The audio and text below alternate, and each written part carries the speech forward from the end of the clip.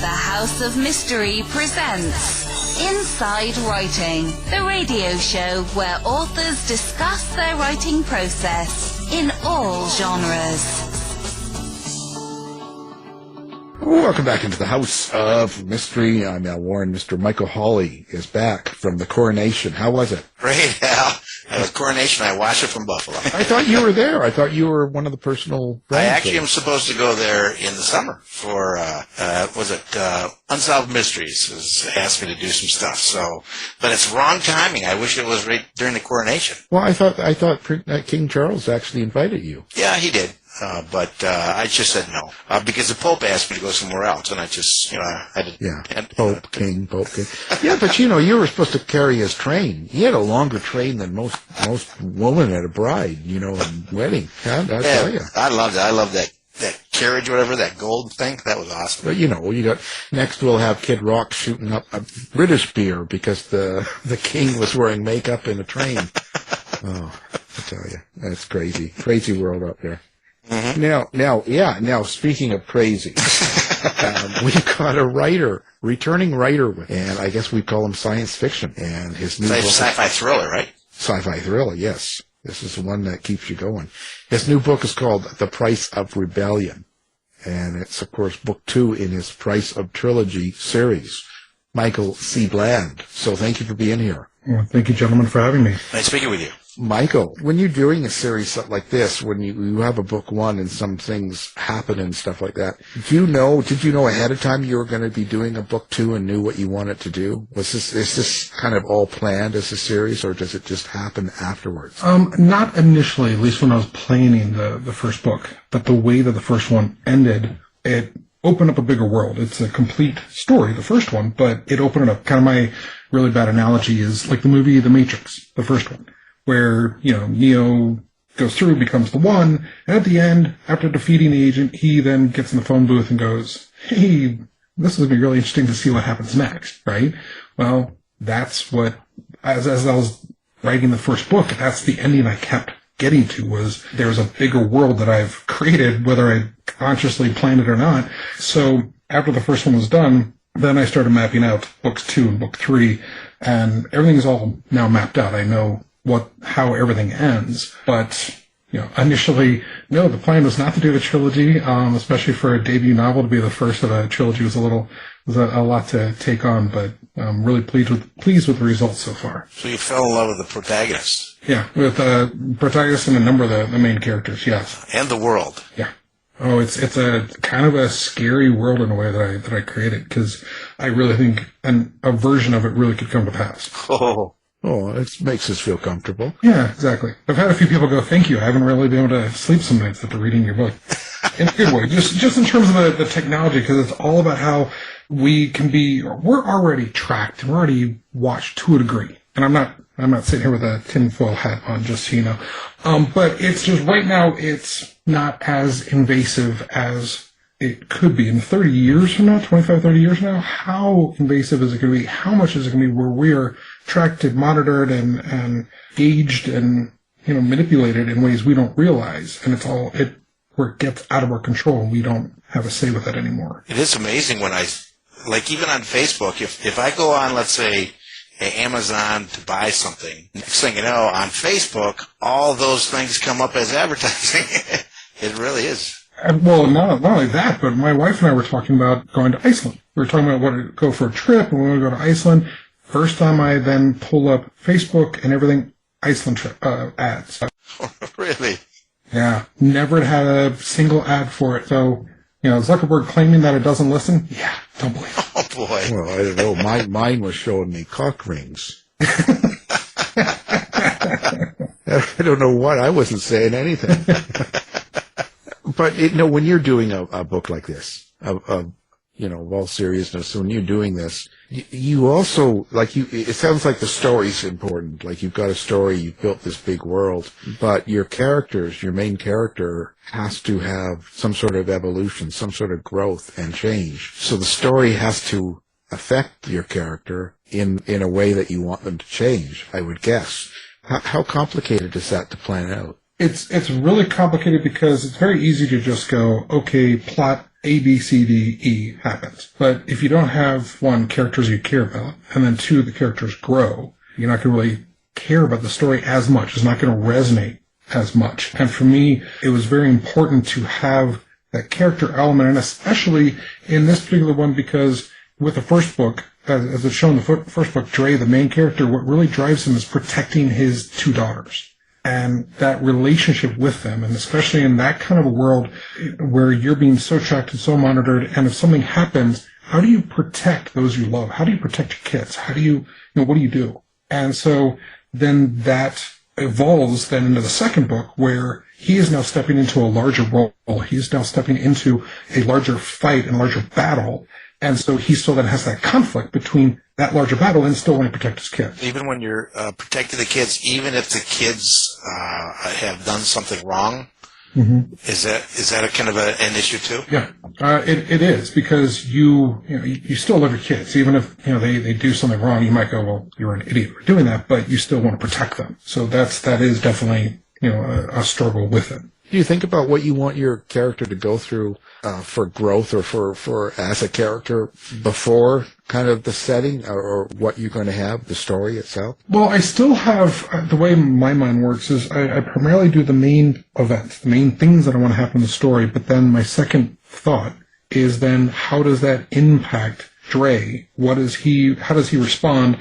And frankly, sometimes he does things that I'm like, no, you really shouldn't, but it fits the character and it screws my story a little bit. But that's where it also gets really interesting, is the conflict and that balance between, the fight per se, and then his internal fight and with the characters and how they drive him sometimes in ways that he didn't plan. And in fact, in this book, in The Price of Rebellion, there's a part where he is forced to make a choice between fighting the rebellion and chasing a desperate hope. Now, when you get into the dialogue, now this is in the year 2047, so when you're doing dialogue, have you made some sort of, let's say, progression in language and, let's say, slang and stuff? Because, we all have slang words now. People are, they say things like heart, and they say things differently now than they did 10 years ago. And that there's different slang. Or do you kind of make up slang, or do you just avoid that? I mostly avoided it. There's one of the characters that she kind of speaks a little bit in her own language. Actually, I take that back. There are two characters that kind of do. So I touched on it, but one, I'll admit that's not my strength. Two, it fit really for those specific characters.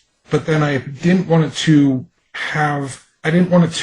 negatively influence the story itself. Because if you throw too much slang into too many things, then at least for me as a reader, I have to stop and go, what did that mean? What is that? Does that make sense? So instead, I really want to make sure that the story flows and it works. And so having it for two of the characters, yes, but not for all of them. Because also I thought that might end up being really confusing.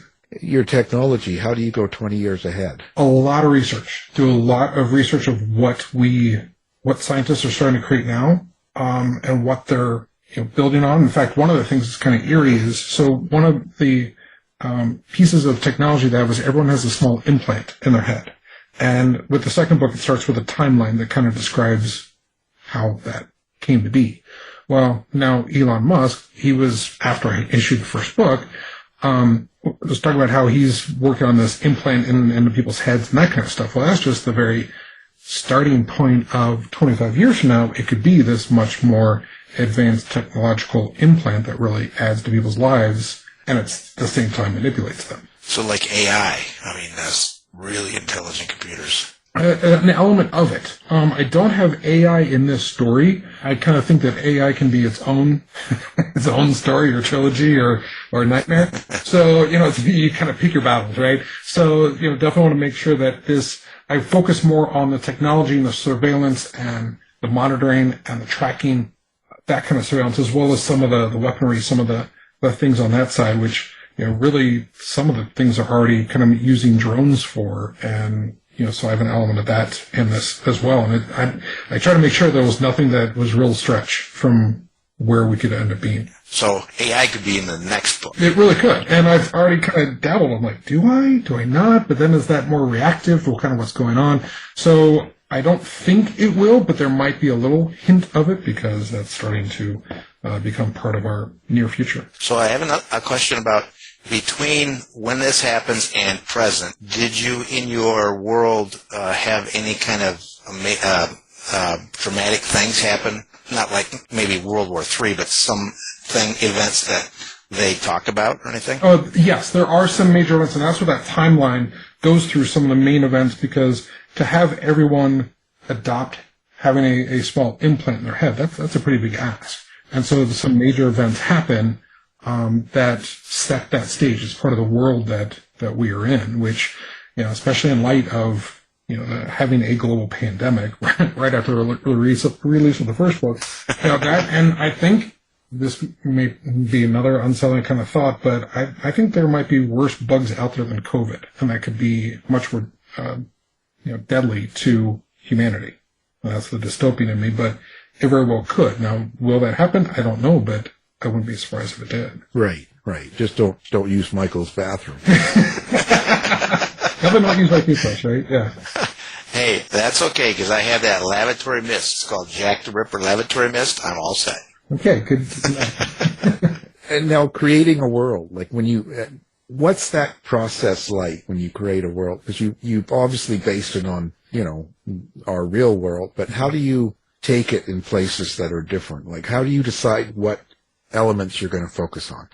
It's mostly an element of what, for the most part, does serve the story. I mean, if I start talking about something that has absolutely nothing to do with the story, and that, okay, well, why is this author talking about it? So there is an element of it serves the overall story, but with it is also where I can kind of see taking certain elements, taking various, past terrorist attacks, taking the pandemic, taking, also elements of, I think we are more blended as a race than we were 30, 50 years ago. I think that's going to continue going forward. So that is something that I also, kind of, at least in my mind as I'm writing it, had more of a, blended kind of, characters. So it's elements of that. Yet at the same time, I also have some of the music in there that I hint at.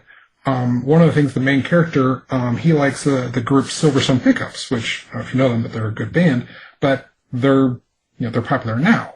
Well, I listened to bands from 25, 30 years ago, so it didn't seem out of the realm to throw a song or two from them hinting at that in the first book, because, we're not in silos. It's not like we're not going to listen to today's music 25 to 30 years. I mean, I did cheat a little bit. It's near future. It's 25 or so years from now. It's not 500 years from now and everyone is hanging out on the moon and all that stuff. It's relatable. And so that also, I hope that allows the reader to dive into the story and have an element of the familiar as the story goes on. Did you have something in mind you wanted the reader to take away from the book or from the series?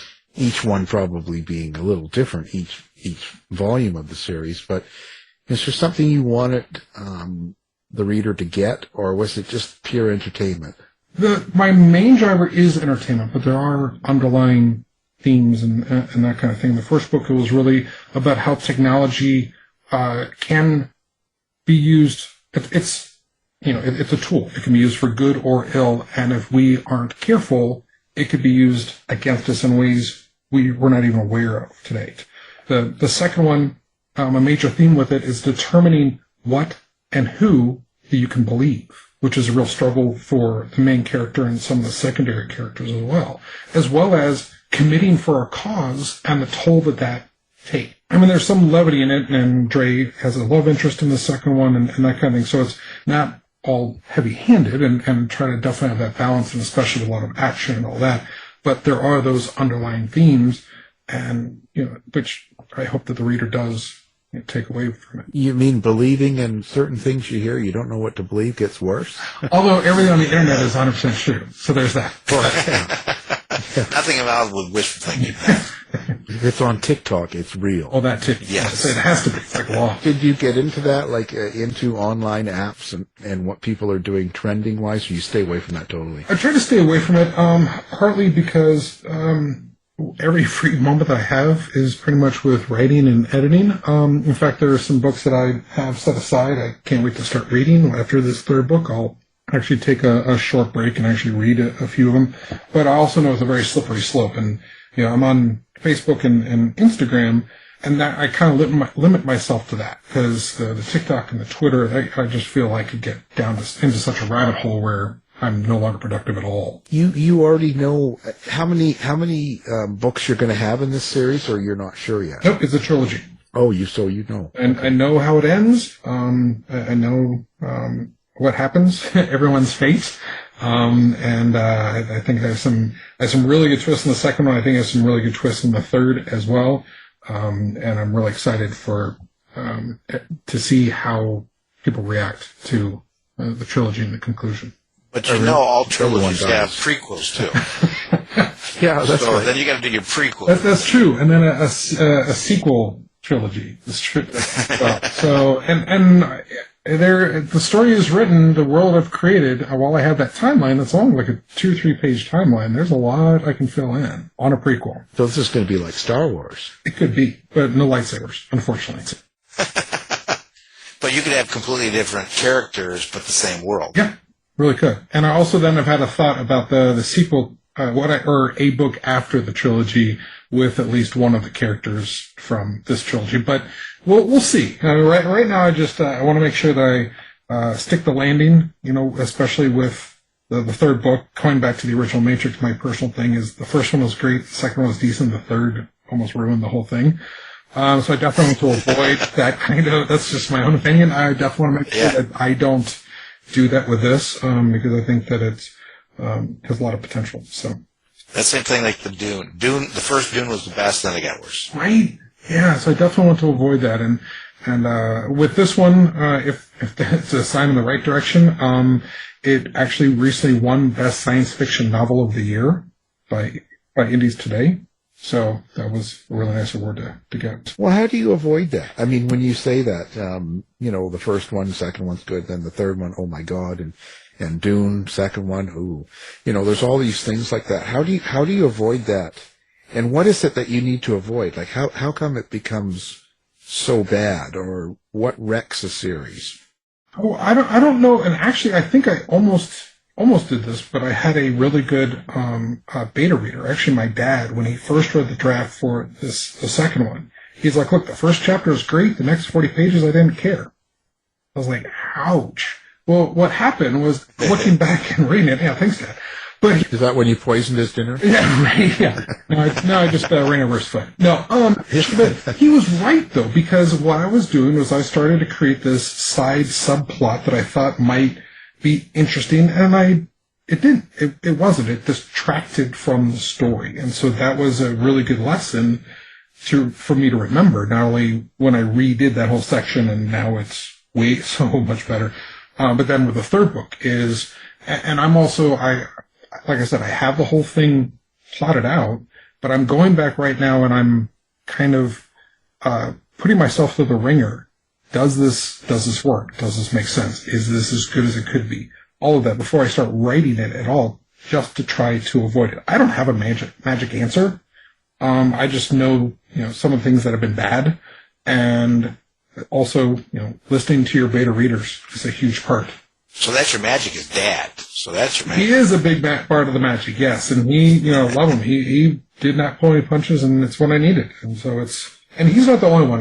My sister's been fantastic. This guy, Robert Kerbeck, is a fellow writer. He's a successful nonfiction writer. In fiction.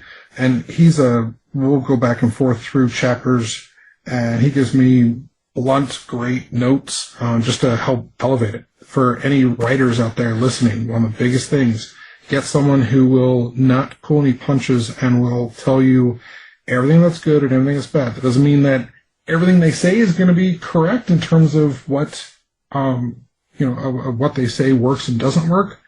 And usually what it is what they say doesn't work is correct, but the solution may not be right. Right. So that's the challenge, that you then have to know what hard to listen to and whatnot, but that doesn't mean ignore it. It's just usually about 90-95% of what they say is correct. I still say father knows best, so it sounds like he's doing his job. He is definitely doing his job. That's only because you have 20 kids. I stopped at 18. What are you trying to say? The last two look like the mailman. I don't know what that means. Yeah, but who pays for them? Yeah. Well, I think the idea is when someone reads and gives you their opinion like that, your dad or the beta readers, the idea is to make you think. Mm-hmm. It brings attention to something, and then you think about it. And sometimes you figure out where to go, and sometimes it doesn't need changing. But it gives you a realization of what someone might think when they're reading your book, right? Exactly. And in a point of view that you didn't think of, you're like, why did you even come up with that? But it made you stop to go, oh, wait a minute. Maybe I need to express it this way. Maybe I need to change this. Because you must be surprised. I know I am at times at what some readers will pick out in your story, and how they'll think it's being told. Like they have a totally different mindset of what they think you're telling them or what's happening in the story than what you intended. You must get some real, being a science fiction writer, you must get some real weird suggestions. Oh, but it's fascinating. It's fascinating. I love everyone because it becomes a really interesting conversation, and I love that it's impacting enough too, that they're taking something out of it and that they're excited about something with it. The worst reaction is, oh yeah, I read your book and I don't remember a thing about it, right? Luckily I've not had that. At least no one's said that to me. Well, actually, I read your book and boy, I set you up. But yeah, listen, so we talked a little bit about what you don't like, but in a series that goes wrong, or maybe, what is it you like about science fiction book? Oh, that's a great question. I love the surprise, but it has to be earned. The surprise that, whoa, I didn't realize that was going to happen, and then when you stop and think about it, you're like, oh, the author did kind of set enough of the stage so it does, that it works, but it surprised me. And that also makes me think about the world a little bit differently. And hence the thriller aspect of it. Yeah, that's true. I definitely gravitate towards thrillers. The ones where, a character sits around and just, sips coffee and contemplates life. No, that's not the kind of story that I like. And I'm also very aware that in this day and age especially, I'm fighting for your attention with everything. With the internet, with podcasts, with, TikTok, with everything. So I need to grab your attention and hold it. Oh, and podcasts are terrible. I thought you'd like that. Yeah, they're terrible. It's just awful. No, some people. So when do you think about, how do I say this? Are you conscious of how you write the violence and the sex in the story on the page? Are you thinking about how you place it and what you actually dictate in those circumstances? I do. I'm definitely not the type that do violence and gore. There's violence, but I try to have it that it's every single thing is for a reason. Definitely don't do it just because. I'm talking about some heavy things and fighting and life and death type of thing. So violence is a part of it. But it's also a part of life to a degree, unfortunately. And in places it's more so than others and more than we might want. But so I'm trying to reflect life as it is. As far as the sex part, if it is part of it, then great. Also I don't throw, sex in just because, even though, hey, sex is always great. Who needs an excuse, right? But in terms of a story, you definitely want to try to, you want to make sure that it is there for a purpose, for a reason. Right, because you want it to be, it's got to make sense to the story. Everything has to serve the story. If sex doesn't serve the story, then you don't have it. If it does, then you have it. Well, you'd be like Mike and have it anyway. Well, that's just because I say yes, dear, because I'm afraid of her. That's right. Yeah. So the evil characters, how is it that you write them, and how do you come up with them? The people that do the bad things, and the same time as when you're writing and thinking about them, how do you explain, or do you find it important to explain why they feel and do the things they do? You definitely want to give, or for me, the best villains are ones that have a reason, and for them, they're the heroes of their own story. They don't think they're bad. They don't think that they're, they might do things that not everyone would potentially do, but gee, that's why I'm on this wall, or that's why I am, serving this role because it's dirty work, it has to be done, but I'm a hero because I am doing this for what I think are the right reasons. And those to me are the most interesting villains, because you could, hopefully, if it's done right, you could empathize with them, or at least understand why they're doing it. You may not agree, but you can understand. And that's the most interesting part to me. Yeah, because I think you'll like, the characters, even though they're bad or doing bad things, if you can understand them, if you understand where they're coming from. Yes, and if I can have a personal element to it, then that also just then elevates it a little more. It adds more conflict, more struggle between, especially the main character and the antagonist, if there's a personal element to it as well. So do you use people and ones you've met or know or acquaintances in your book as characters? I try not to. I'm sure subconsciously I do. It's right. I mean, you almost can't. Especially if you run into someone and they have some quirk or trait, or you're like, oh man, this guy's really cool, or this woman is fascinating to talk to. We want to try to get characters that are like that. So there's definitely an element with that, but I don't. The only one that I really consciously crafted to a degree out of real, out of someone alive or previously alive, was the main character Dray, who he was inspired by my two grandfathers, because they were both engineers. One was a metallurgist, and in fact was one of the best in the world at the time. And he tried to, after Pearl Harbor, tried to enlist in the army, and was turned down when they discovered his skills, and he ended up helping build battleships. My other grandfather was a chemical engineer, and he also tried to enlist after Pearl Harbor, was also turned down because of his skills, and ended up at a bomb-making factory down in Texas during the war. Oh. Yeah. My grandmother kept said that she kept waiting to hear a in the distance of, the factory blowing up because it was so, dangerous. But those two, I massively admire them, what they did both during the war and in their careers and what they did. And so they were both my inspiration with Dray. So which evil character did you, style after Robert Kerbeck? Well, he might be listening to this. Well, I'll send it to him. Yeah, I'm sure. Yeah, because I know he's been on as well. So I plead the fifth. But I did have one after a guy who has a podcast. So. Oh, good. Yeah, I know which one that one is. Well, the old one. Yeah, the old one. Match the beams from my hand. It is time. Right. That's an old thing, getting too old. Now, when you say thriller, what is it that's thriller to you? Do you actually let the reader know the bad thing that's happened, but they don't, the good guys in the story don't know it? Is it that kind of thriller? No, it's more thriller in terms of pace, in terms of action, in terms of events that happen. To me, that's more of the thriller aspect to it.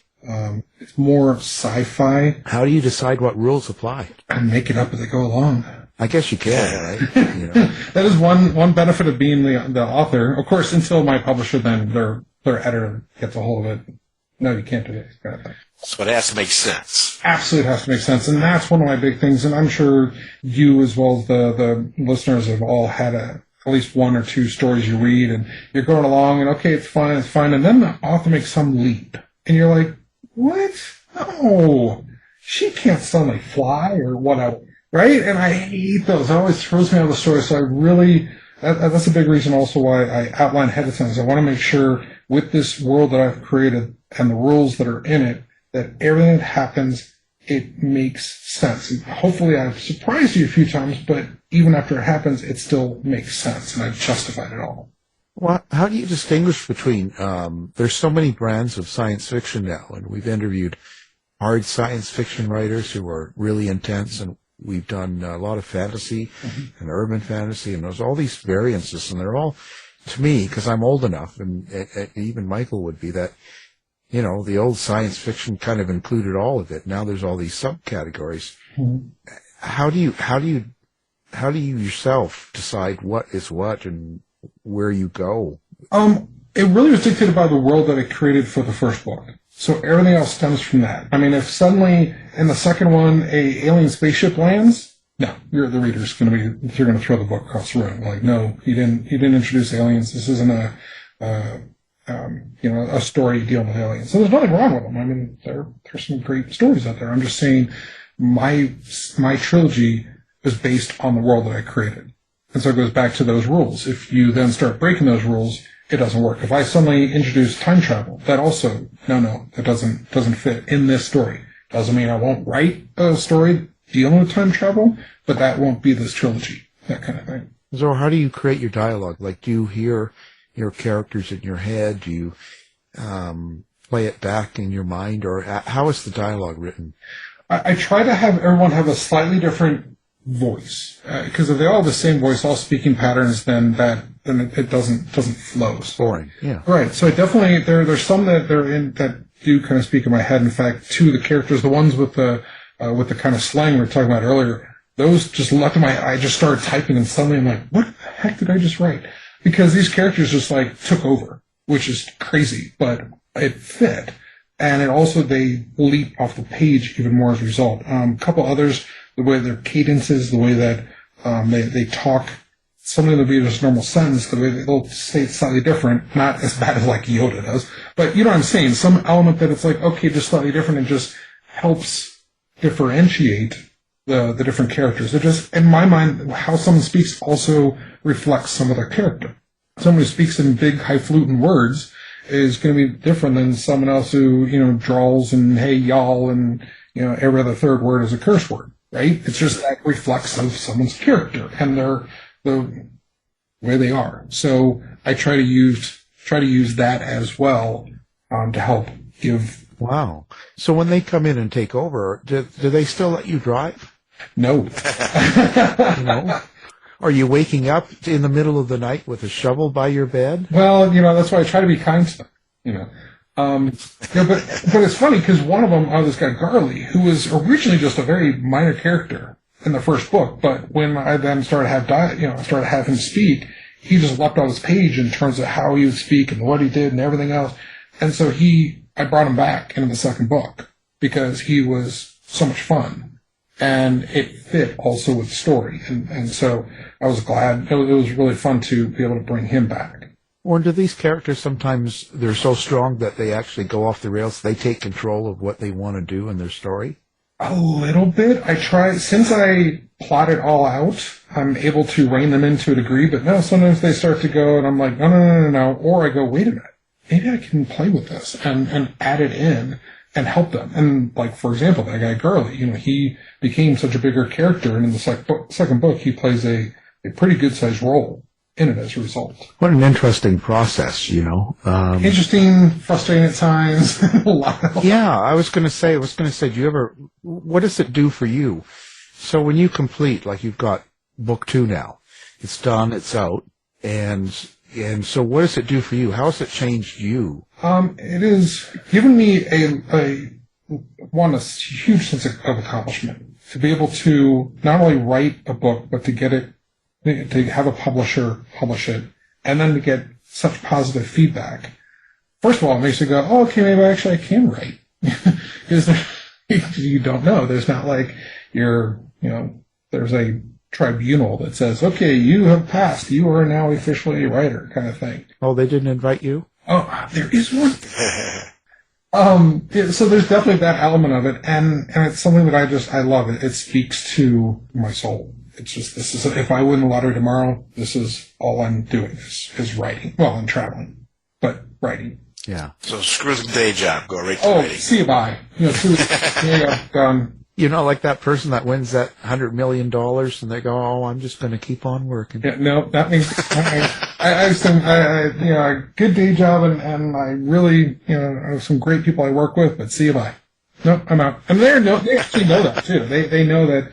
They're like, we really hope your new book doesn't do well because we're afraid you're just going to quit and work full time. So how about screenplays then? That is another area I would love. I've talked with my publisher about it. The thing is, she's thinking, the main publisher, the person I talk with, that she's thinking that my series works better as like a limited series, like on Netflix or Prime, only because She's like, if you realize that, hey, if they make a movie out of it, they're just going to have to cut a lot of stuff. So I would not mind either, really. My biggest thing is I just want to make sure it's good quality, that it's not, someone that is, you can see something in the background with strings hanging there, the CGI is really bad, that kind of thing, that, the dialogue is suddenly painful. I just want that whatever it is, it becomes, that it's well done. But it's a good time because a lot of that streaming you can binge watch. Yeah. Binge watch. I like that. Mm-hmm. And I think my story, especially the first two and then the third one as well, if it goes as I plan, I think it really would work well as like a limited series. And then honestly, they could, hey, if they want to buy the rights, they can then continue on and script the ending like Game of Thrones. The last season. I know it's right again. Speaking of landing. The landing was so important, yes. I mean, Game of Thrones was so great, and then boom. And they just rushed it. Like, why? No one else wanted to rush it. Why did you? Yeah, but I think that's something you're going to have to realize, that in the business, that's what goes on. That's just what happens. Because they quite often do one season, one series, and then if it's really done well and everybody takes to it really well, then you're stuck with doing another one. So they take a lot of creative process on their own. Oh, I can't imagine. I'm sure they're just like, we're done. We've had so many seasons, like 8 seasons, and they're just, we want to do something else. So I don't blame them, but why, too bad they couldn't just like hand it off to someone else. But I know that's way easier said than done. Yeah. There's always, there's a lot of investors and money behind it, so it just ends up going wherever they want it to go. And they didn't call me, so, I have no say. Yeah, that's usually what happens, Maybe they just didn't have my number. Well, we'll tell people, listen, he's looking for a screenplay, and he's looking to be on one of the networks. Let's go. Yeah, let's do it. Or it's too late. Writing, I enjoyed writing my own screenplay on one of mine. Yeah. And I see that you've been doing some editing as well. Mm-hmm. I wondered if you'd enjoy writing a screenplay. I've thought about it. I know it's a different beast, though, right? It's a different way of... Present tense, I remember that one. No past tense. All present tense. and you describe some of the setting, but you also leave room for the director to kind of do their own thing and all that, from what I understand. That's kind of the extent of it. So right now I'm sticking to the third book, and really, like I said, I want to make sure to get the third book as strong and as well done as possible. Then we'll see. And if it's an element of, hey, we want to, option your stories, but, we want your, input with the screenplay, or once you start working on it, okay, I'm more than willing. But right now, I guess, I'm kind of, before I get too distracted, I first just want to focus on, getting this one out so that people know about it, and then getting book 3 done. Go in order. And plus, when they do contact you, I am really busy, but if they really insist, I can play the lead. Okay, that's good to know. I was going to ask, so. Yeah, throw my name at them, and they'll be like, oh, we're on it. Yeah, I'm sure they already have your number, so. Yeah. Dray Warren, there it is. Yes. Yeah. They'll be on it like, I'm telling you, this just will not, they'll be all over it. They'll want to sign you up for everything you're going to write from now on. All right, good. Glad to hear it. And you can be the main character. Yeah, I'm the main character. I'm the old lady that gets killed in the episode. She gets pushed down and ate by a dragon. That's me. Well, you're a character, so. That's all that matters. Cameo role. I'm in there, and that's all that matters. Can't take that away. Yes. No, please. So now, okay. So where can people find you? Your website, your books, your social media. Yep, absolutely. mcbland.com. That is my website. That's the main area. You can sign up for my newsletter that way. You can see about the novels and what I have going on. I have a blog on there I admit I've been really bad about writing recently because I've been so focused on the book. Also, I'm, like I said, on Instagram at mcbland107. I'm also on Facebook. You can look for me there. And love to be in touch with everyone. Yeah. Well, we'll make sure everything's up on the website so people can find it with one click. That'd be great. Just make it easy for everyone. So you must have been writing this complete book over the pandemic. Yeah. How was that? Was it, because I know a lot of writers we talked to, it was like, yeah, not a problem. I like to be alone anyway, and I don't care. And I see that, but because you're writing kind of dystopian sort of world and science fiction and stuff, did the events affect the mood of the setting of what you were writing, you think? Yeah, it did. It did. Now, as I mentioned, I wrote actually the rough draft right before the pandemic, which had good and bad to it. Because once the pandemic started, my day job, I had to put the book aside. I mean, I put it aside for like 6 months. So when I first pulled it out, it was almost like someone else had written it. So I was able to get a better perspective than, especially after, Dad's comments. But it did also, as I was going back and rewriting it, as well as editing it and adding to it, it definitely did add a darker element, darker tone to it. And frankly, during the pandemic, it was freaking me out a little bit. I'm like, I could have written something like this.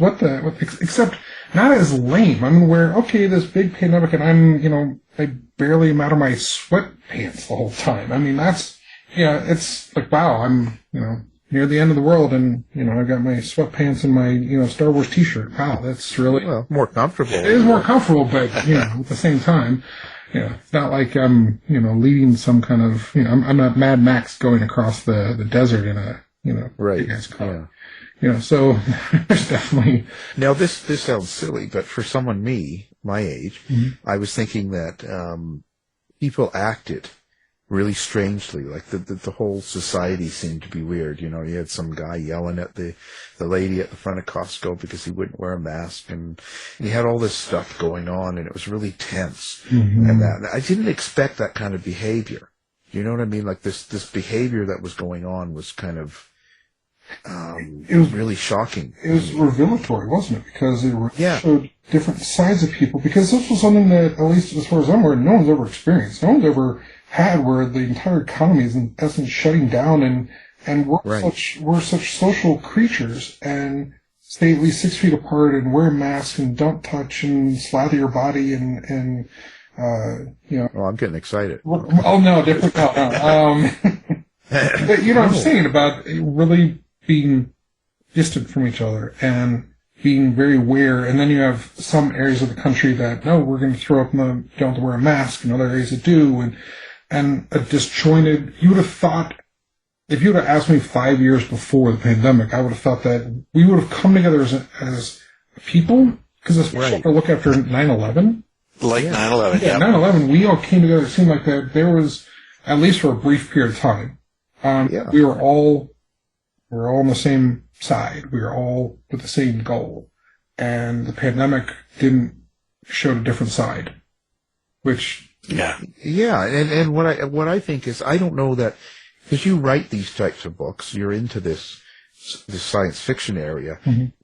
If you wrote that in a book, let's say the pandemic never happened and we haven't lived it, or it's 1995 or whatever you want to do it, and you wrote a book about a pandemic hitting, and you wrote the stories of the unrest and the way that we saw it, a lot of people would kind of go, oh yeah, that's not believable. Right.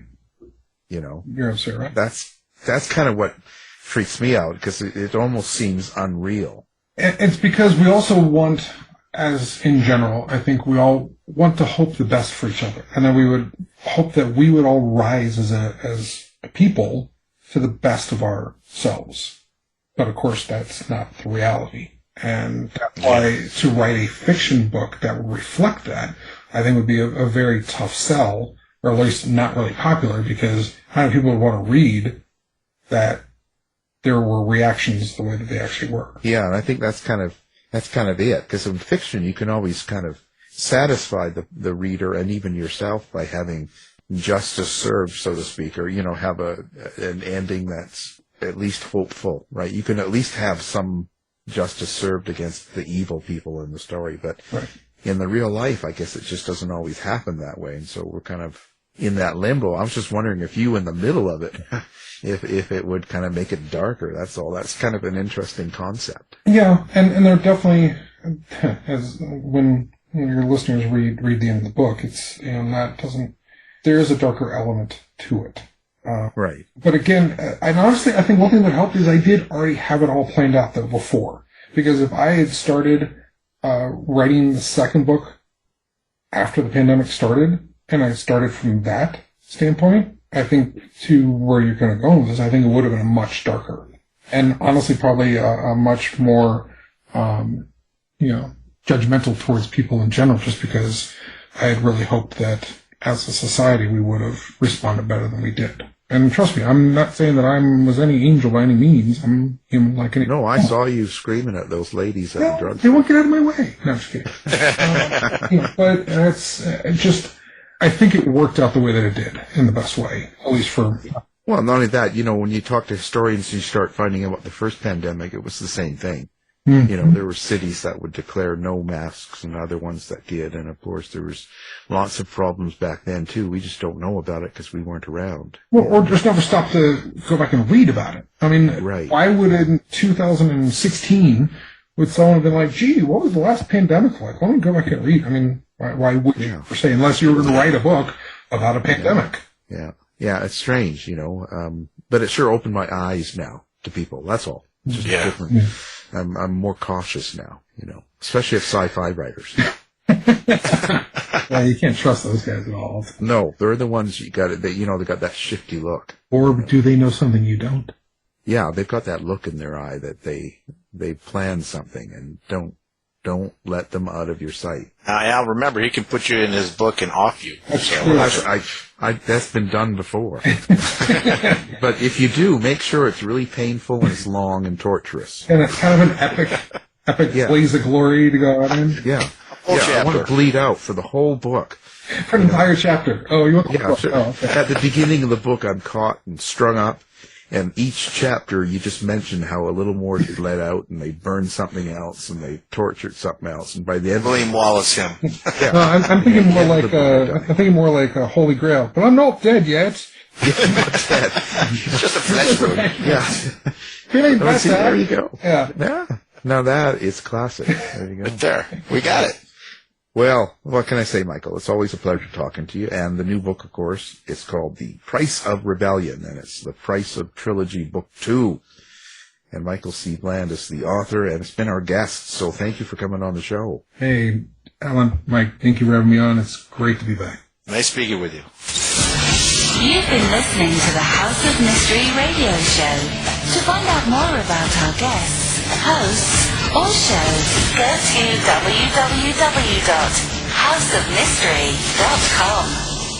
Show's over for now. Was it as good for you as it was for me? Yeah. Good night. This has been a production of Something Weird Media. I'll be back.